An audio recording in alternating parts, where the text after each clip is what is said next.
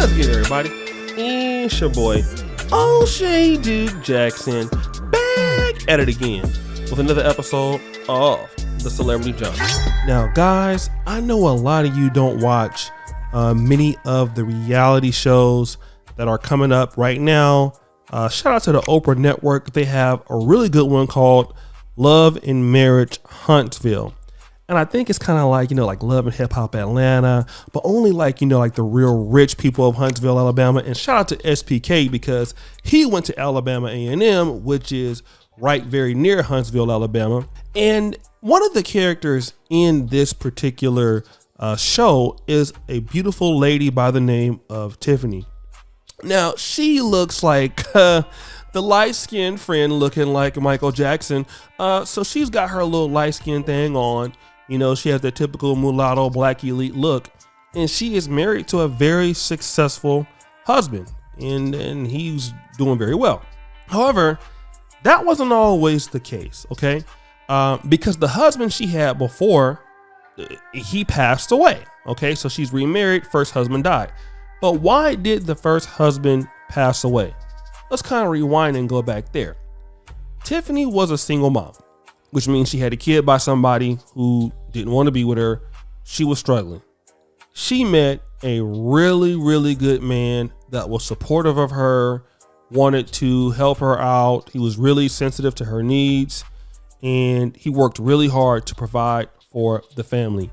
She also worked, but the issue was he just didn't make enough money. Now, outside of the fact that he took her child in, and I don't know if they had more kids together, and she left him.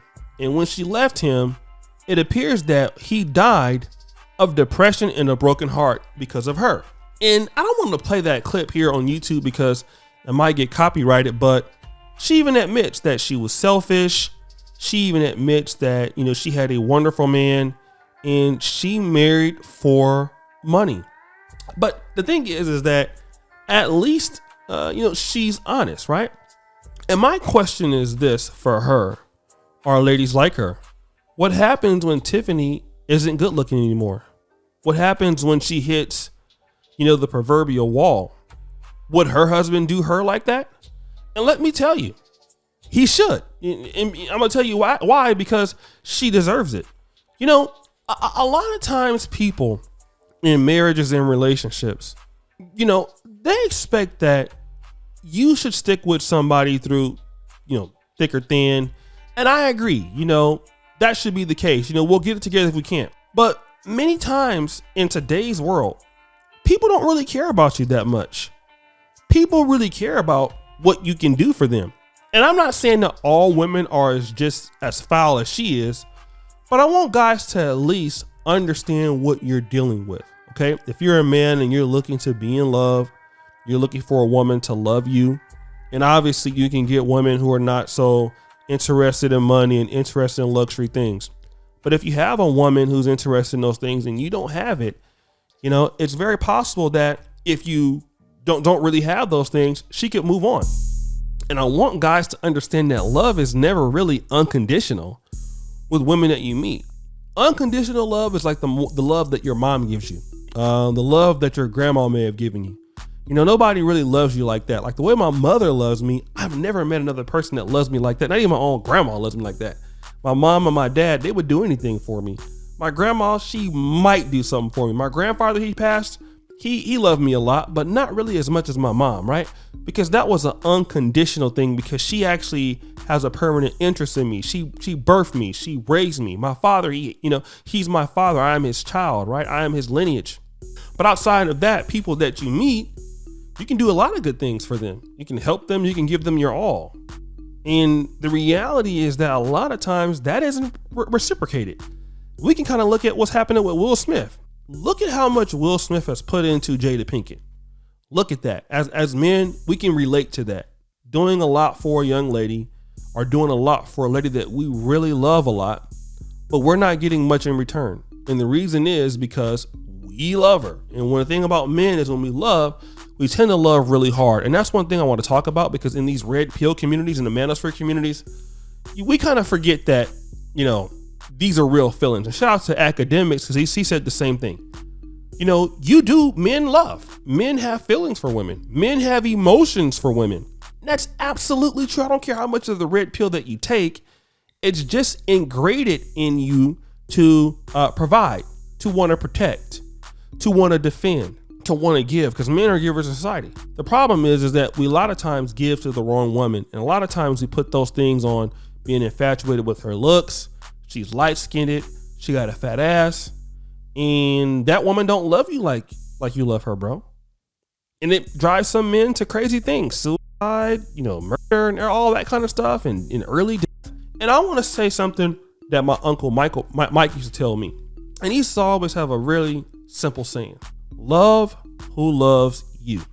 Love who loves you. Because I'm going to tell you right now, to get somebody in life who really, really cares about you outside your family or friends that you know, and some of them could be shady, to get somebody that really, really cares about you, that really, really is a support system to you, you very rarely meet those people. I can guarantee you may meet 2 or 3 of those people in every 10 years, something like that, every 4 years. And a lot of times in romance, we're looking for everything. We're looking for the woman that is what we look like and what we like her to look like and how beautiful she is. But we're not really looking at, is this woman there for us as much as we're there for her? And then what even makes it worse is the new guy. He has to know this story. This chick only really married you because you're rich. And by any small chance, if you're not rich anymore, you know where she's going. And I just can't understand how a man would want to do that, especially if she already had kids. She was a single mom before. You're going to take her in. You didn't have any other opportunities to do that? Because if she was really wanting to be rich and wealthy, why didn't she work for it? And I want guys to understand that, we got to stop as men trading our resources for women who can't do nothing for us, building a life for them, just so when they go to the next guy, they can monkey branch with all the money you gave them. Your laptops and your cars and your jewelry goes right to the next guy. And then the same thing repeats itself. Men have to learn to love themselves first. Men have to put themselves first. That doesn't mean that you can't be a provider and a protector, but you provide and protect for yourself first. Because when you don't, you end up dying a death. And this guy who was married to Tiffany, listen, she was even cheating on him while he was providing and trying to do what he could, the best he could for her. It wasn't good enough. And I think once men understand that, and when you really keep it real with yourself, that's how you can set yourself up when things happen. You can rebound, or you can go to the next thing. But guys, what do you think? It's your boy, O'Shea Duke Jackson, back at it again with another episode of The Celebrity Junk. I already appreciate you for all that you do. Subscribe with the bell. Check out the first comment at the top. And as you know, the buffoonery remains an all-time high. I'm out.